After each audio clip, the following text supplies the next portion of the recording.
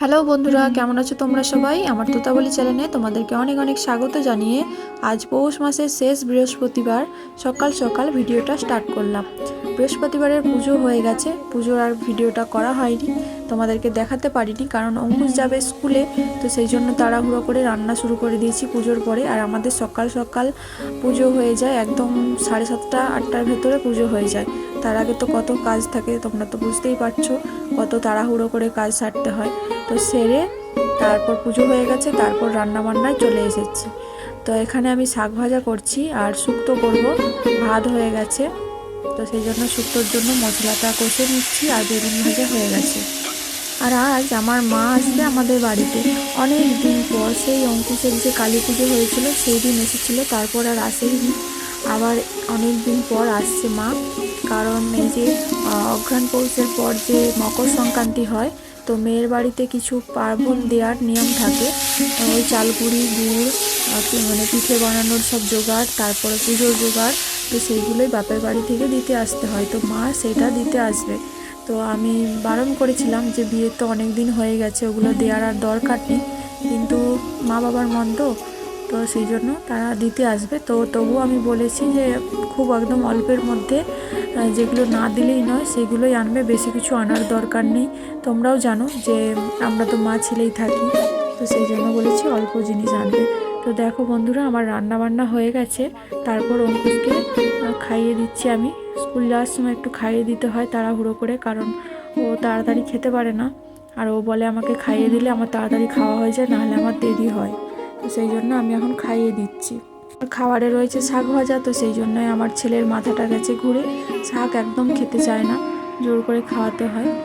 আর দেখো খাইয়ে চলে এসেছি ওকে বাসে তোলার জন্য, আর হাতে ব্যাগ নিয়ে নিয়েছি, আজকে রেশন দিবে, তো সেই জন্য রেশন নিয়ে তারপর বাড়ি যাব। রান্নাবান্না তো হয়ে গেছে, তো অঙ্কুশকে বাসে তুলে দিয়ে রেশন তুলে তারপর বাড়ি যাবো। এই যে ওর বাস ছেড়ে দিল, তারপর আমি চলে এসেছি যেখানে রেশন দিচ্ছে। এখন তো দুয়ারে সরকার, তো সেই জন্য আমাদের গ্রামের একটা জায়গায় দেয়।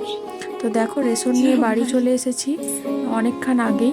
তো তারপর মা আসলো, মাকে একটু আনতে গিয়েছিলাম রাস্তাকে, তো ওখান থেকে ব্যাগটা নিয়ে আসলাম। মা বাস থেকে নামার পর গিয়েছিলাম, ব্যাগটা প্রচণ্ড ভারী, মা পারবে না বলে সেই জন্য গিয়েছিলাম। আর আমার রান্না হচ্ছিল, রান্না বলতে রান্না তো আমার দুপুরের হয়েই গিয়েছিল।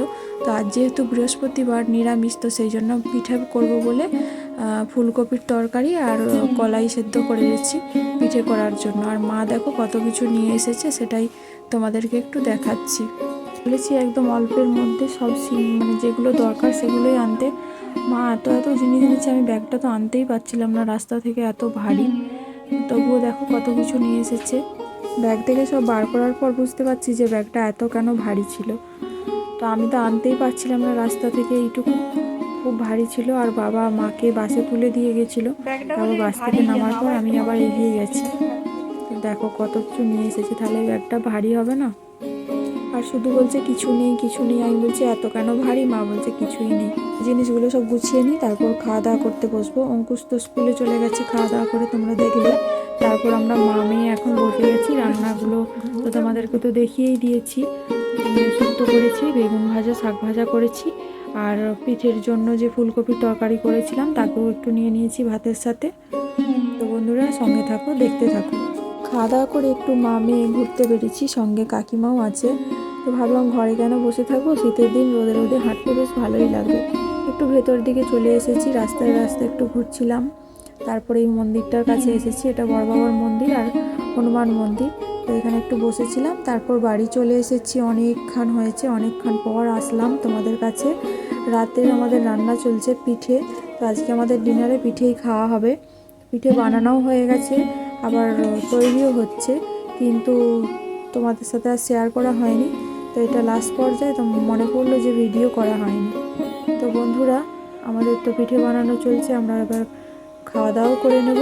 তো আজকের এই ছোট্ট ভিডিওটা তোমাদেরকে কেমন লাগলো অবশ্যই লাইক শেয়ার কমেন্ট করে জানিও। আর পাশে থেকো, ভালো থেকো, সুস্থ থেকো। আবার নতুন ভিডিওর সাথে নিয়ে চলে আসবো। Tata, good night.